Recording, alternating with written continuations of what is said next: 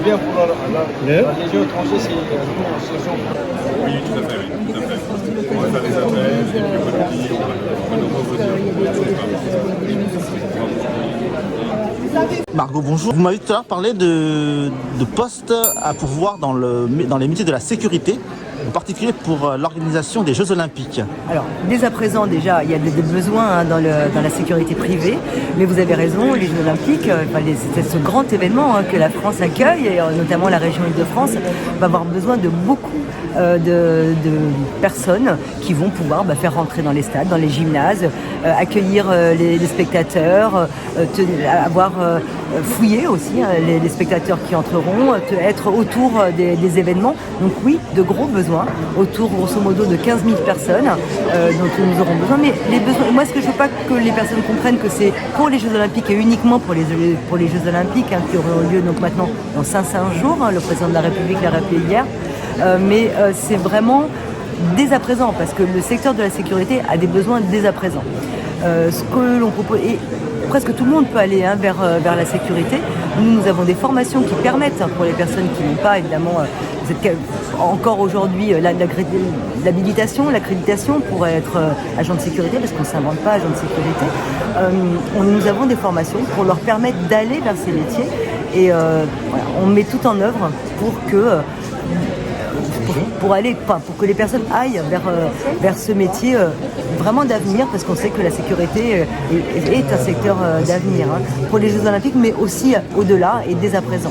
Ce sont des formations de combien de temps? Alors, nous avons des formations qui sont autour de 400 heures, un peu moins de 400 heures, pour bénéficier donc de l'accréditation et ensuite être agent de sécurité. Au-delà des métiers de la sécurité, est-ce que vous avez d'autres métiers dont je pense au niveau du tourisme, je pense qu'il y a pas mal de demandes au niveau du tourisme. Aujourd'hui, de toute façon, les opportunités sont importantes sur divers secteurs. Vous avez évidemment l'hôtellerie-restauration, vous avez le transport logistique aussi, vous avez aussi l'industrie, vous avez le soin. Enfin voilà, il y a vraiment des opportunités d'emploi extrêmement importantes.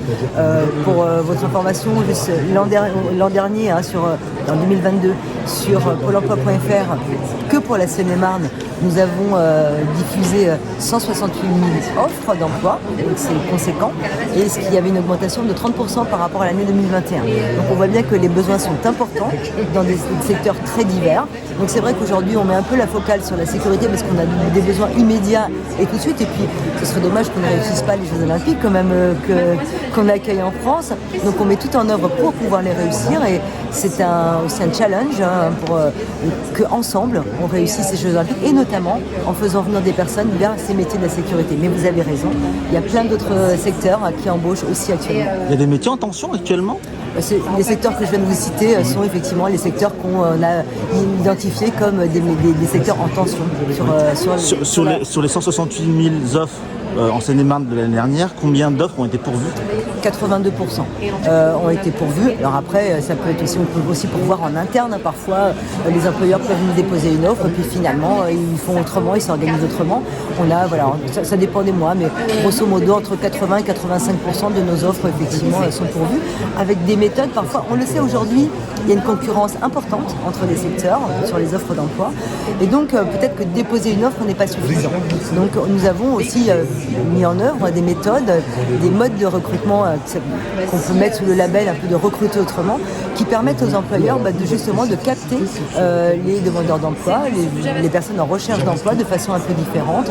Alors, je peux prendre pour exemple, parce que nous, on est sur le stand là tout de suite, de la méthode de recrutement par simulation, qui permet aux candidats de mesurer l'habileté qu'ils auraient à acquérir une compétence par exemple, mais on a aussi des recrutements à travers le sport, avec des événements où on fait venir des employeurs et des demandeurs d'emploi, et sous des jeux vraiment sous forme de jeu, ils se découvrent autrement, et puis ensuite il y a des recrutements traditionnels. Juste pour vous dire, dans ce que je viens d'évoquer, le recrutement par le sport, ça s'appelle du stade vers l'emploi, et à la fois les employeurs et les demandeurs d'emploi font partie d'une même équipe sans que personne ne sache qui est employeur et qui est demandeur d'emploi.